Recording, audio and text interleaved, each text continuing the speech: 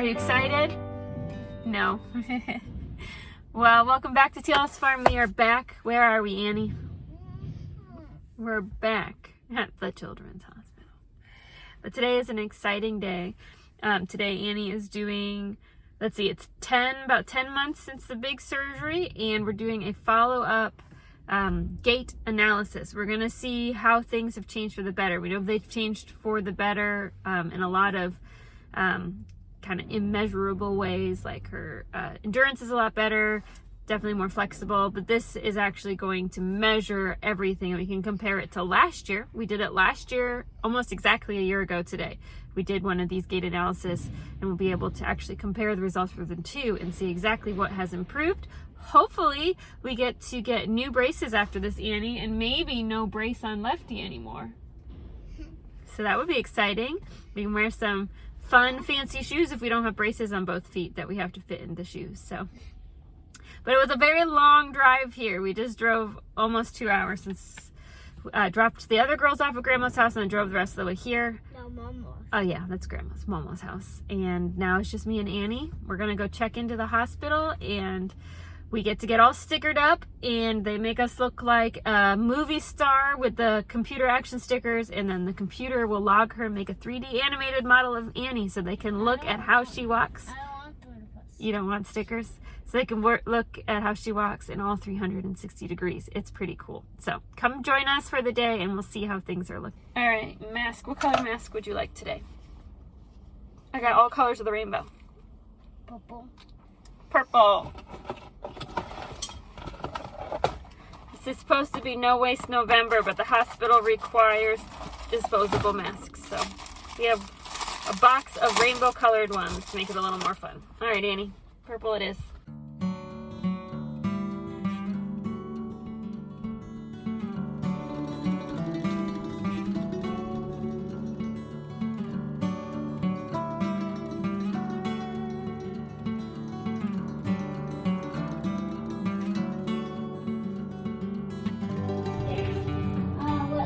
Number 2.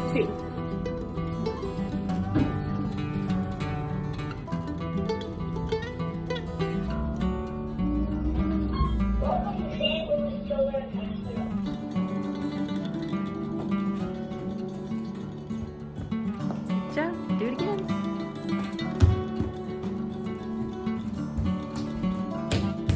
So she's still in, but that's Yes. probably not her foot in there. It's probably They said it was her femur. femur or her tibia.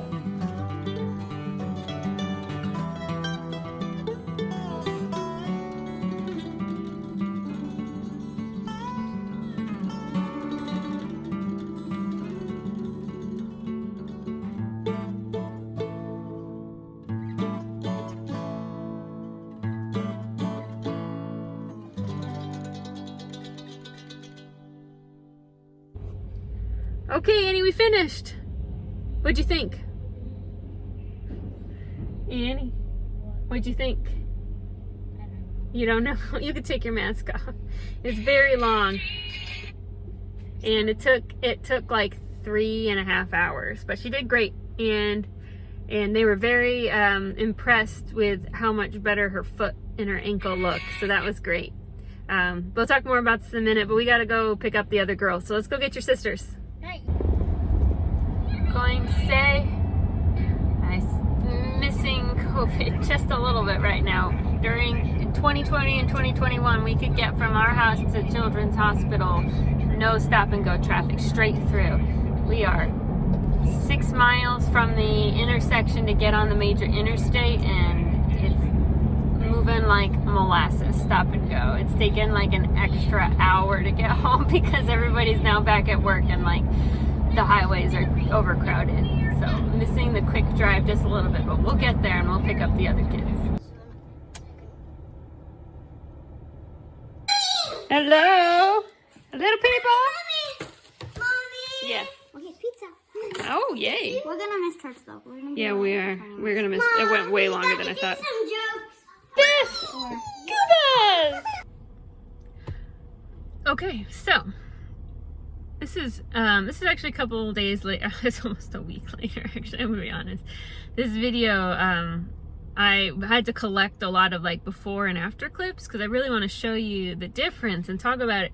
And it just took me a long time to do. But this one's important to me because a year ago at this time, we did the same exact gait analysis that she did last week. So in this video, we did it. And it's very unusual for kids to do two a year apart, from what I understand, because usually insurance won't cover it, and it's kind of expensive because it's like a 4-hour thing with the therapist and the motion lab. But for Annie, she has improved so much since the first one that we did after we did the SDR surgery.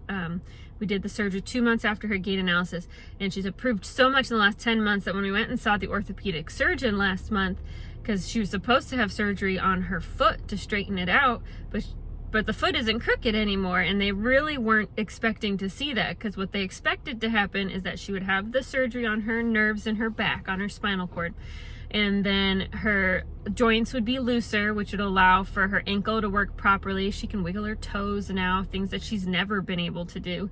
But the sidewaysness of her foot, that surgery would not fix it, that her foot has grown sideways and that the tendons are all messed up and that we needed to have surgery to straighten the foot out. But she has improved so much that they canceled surgery, and the orthopedic surgeon requested another gait analysis to figure out, like, do we need to do anything more? This is like a big change in her care plan. So we have two that are basically exactly a year apart, almost to the day. It's like a week separate from a year apart. And so I'm going to show you this video here. So the first video you're going to see is her very first gait analysis that we did. This is before we did surgery, and at this time we were trying to decide whether or not to do surgery because we actually got an opinion from her main neurologist, her secondary neurologist. She has two because we have multiple issues, and they kind of are in charge of different aspects of those issues, and from an orthopedic surgeon, and then from the neurosurgeon. So we got 4 opinions, and 3 of the 4 opinions didn't suggest we do the SDR, the surgery that we decided to do. 2 of them were pretty strongly against it. One was kind of he didn't feel like it would make a big enough difference, but he wasn't against it. And then one was very much for it. And so we did this gait analysis, and watching this gait analysis, I'm going to show you a video of in just a second, is what made me decide to do the surgery. Because the other people who were very much against the surgery, their answer was just to let things continue to progress as they were progressing, get her a wheelchair, for those long trips through the store and stuff she couldn't do anymore. And I just, watching her in that gait analysis and realizing how much mobility she had lost, I said, this is not why are we considering this an option? Just letting her get worse? Like, that's not okay with me. And this is what made me decide to look more into doing the SDR surgery. So here's the first video, and if you look, you can see how tight her leg is and how difficult it is for her to walk anywhere remotely close to normal because her foot is almost 90 degrees turned in and during most of her gait.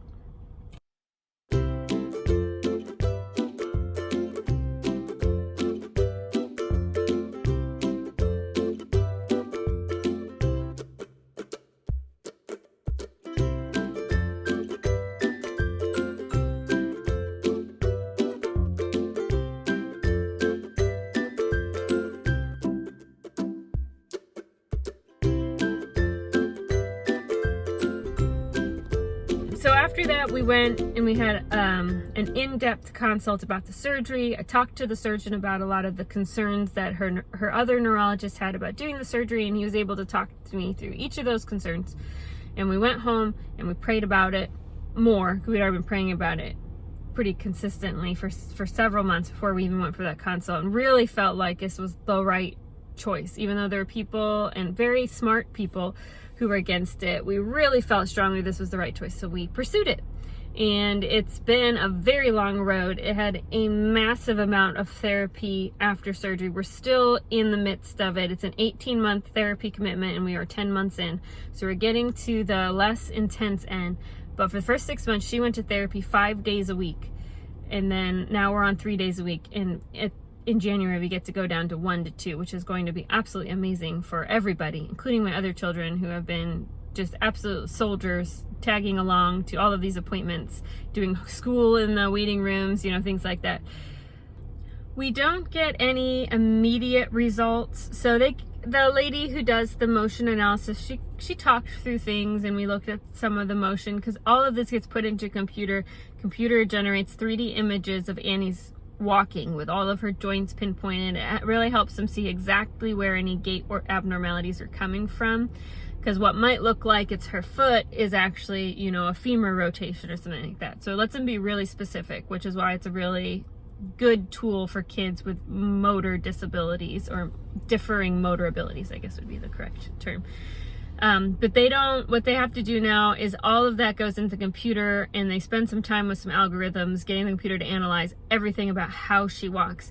And then they meet together in a really big group with her surgeon will be there, and several therapists and the motion lab people, and they will discuss what they think will be the best path forward for Annie. And the ultimate goal is not that she needs to walk like everyone else. She needs to walk in a way that's best for her body. So her gait is never going to look like everyone else. Having perfectly straight feet, or I can't remember if it's like, you're supposed to have like a 10-degree, 5-degree outturn. I can't remember what she said.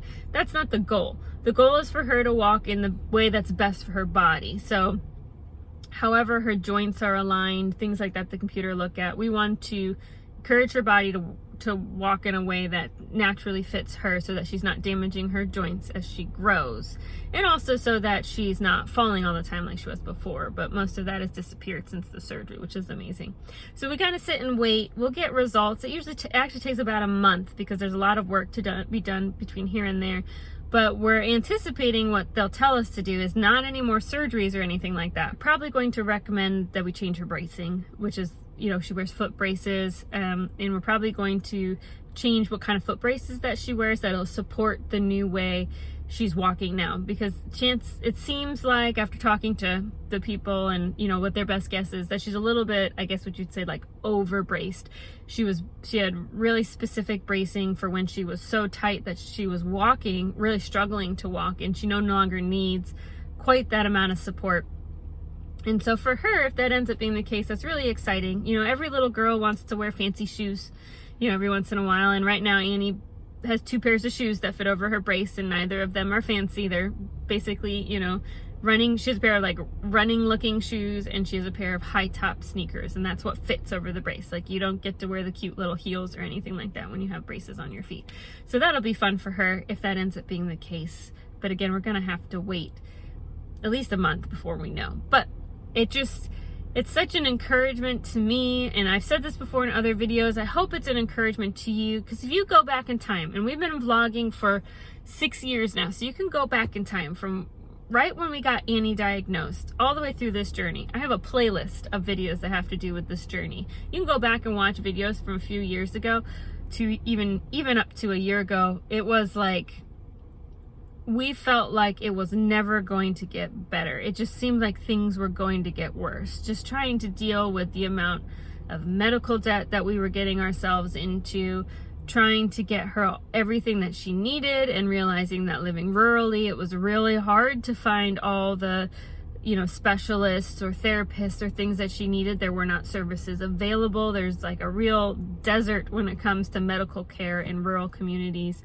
Like, it was just such a struggle, and we didn't know how to get her what she needed. We didn't know how to manage to, even if we could manage to get her what she needed, I felt like it was really detrimental to our other kids, because it was always Annie's needs first, because hers are like medical life-giving needs in most ways, and then the kids' wants were way in the back, because there wasn't enough time, there wasn't enough money, there wasn't enough resources to go around. And just struggling with, you know, what does that mean for our homestead? You know, if a child who maybe isn't going to be able to walk her entire life was what we were looking at. You know, if she's in a wheelchair, how is she going to get around our old house? How is she going to get her, no, never mind getting around the homestead and helping with the animals. You know, it was really kind of a collision of what our thoughts were for what our life should look like and what it was looking like. And we felt like we had no direction, felt like we were just buried in debt. And, you know, even though we were living as frugally as possible, just felt like no matter what we did, it wasn't enough, because the prices were just like astronomical. Like there's like, oh, I could work a little bit harder and make some extra money, but it didn't even, like, it wouldn't even put a dent in what some of these things were costing. And so I want just an encouragement that things can get better, that they will get better, even if it's like where you're sitting now, you don't see any way that it possibly could. We've really been so blessed. God has just guided us very slowly and steadily through this. We've discovered so many services that are available through our states that nobody ever told us about, you know, for kids, to help her access care without it just destroying our financial future for our family. Because, you know, we have other children that need cared for too, that have futures that we want to be bright and we want to help them. But you know, there are things out there, and if you are if you're struggling, if you're a special needs parent watching this, every state's a little different, but a lot of these programs are federal. And if you are struggling to figure out how to help your child, you know, our email is below. We're on Facebook and Instagram. Please feel free to send me a message, and I can link you to a lot of the resources that are available through the state, all the states, or through the federal government. And I know that there can be a lot of negative feelings, especially in the homestead community, about getting help or accessing resources that are federally funded or through the government. You know, like they're gonna take your children away, seems to be the line you hear about, or they're not going to let you homeschool your child. None of that is true. We have met some of the absolute kindest people who have, even therapists that have come into our home to provide homebound services for her, so we weren't always having to take her an hour away to therapy. There are some absolutely fantastic programs out there that are meant for children with neurological or motor differences, and a lot of them are available for either really low cost or free of charge or grant funded. And there just isn't a lot of information out there for families. You know, I had to bulldoze my way through this whole experience to discover what was available for her. And now that we have gotten it lined up and we were able to get her that surgery that has just changed her life, you know, the future looks so bright. There will always be struggles. I can't solve every one of her struggles. You know, if you've been here long enough, you know that epilepsy is a big battle that we fight, and, you know, maybe there'll be a miracle cure in her lifetime, or maybe this will be a battle that we fight, you know, holding our breath every day, 365, hoping that today is a good day and not the day things go backwards, because you just never know. But I just want to encourage you, wherever you're at, especially if you're a special needs parent, look into the resources available. Don't be scared about taking those resources if they are available to you, because at the end of the day, what is most important is that your child gets the care that they need, and that you get the help that you need, because it takes more than a village. It takes a village to raise a child. It takes like an entire state to raise a child with a lot of special medical or physical needs. Excuse me.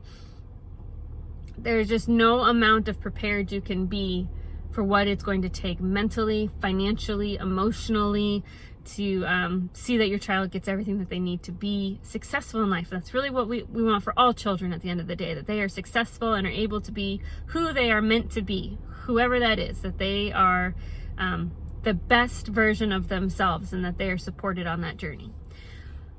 So anyway, thanks for joining us for this journey. We will keep you updated. When we find out what's going on, I'll let you know. But I feel 99.9% sure there's going to be no surgical recommendations, because they were very happy with how everything looked and was progressing.